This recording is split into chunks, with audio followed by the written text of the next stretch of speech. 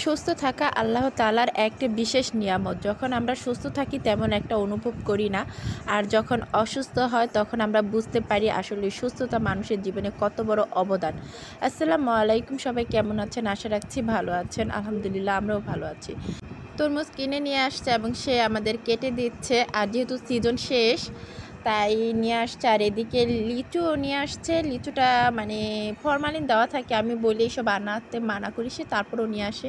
আর এদিকে দেখুন, আমি একটু গুঁড়া মাছ রান্না করেছিলাম টমেটো দিয়ে, আর এই টমেটোটা কিন্তু ফ্রিজে ছিল।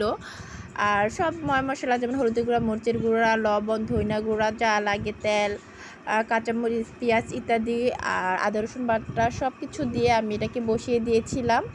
আর ওই যে বললাম যে অসুস্থ থাকলে বোঝা যায়, আজকে আমি দুদিন ধরে খুব অসুস্থ, বিছনা থেকে উঠতে পারছি না। আর তখন বুঝলাম যে আসলে অসুস্থ থাকা যে কি কষ্ট, মানে নিজেকে বলে শেষ করা যাবে না। আর সুস্থ থাকলে আসলে আল্লাহর এটা একটা বড় পাওয়া, আর এর থেকে পৃথিবীতে শান্তি কিছুই হতে পারে না। যাই হোক, এদিকে একটু মাছও রান্না করতেছি, আর এটা কিন্তু আমার 2-3 দিনের আগের ভিডিও, আজকে শেয়ার করলাম। আর যেহেতু আমি অসুস্থ, আজকে তেমন একটা রান্না বান্না কিছুই করিনি, আমার মেয়ে করছে আর আমি শুধু খাচ্ছি। আর তেমন একটা খেতে পারি না, তারপরও খাই, যা যতটুকু আমার মেয়ের সামনে এনে দেয় তাই আমি খাওয়ার চেষ্টা করি, বা যতটুকু খেতে পারি খাই।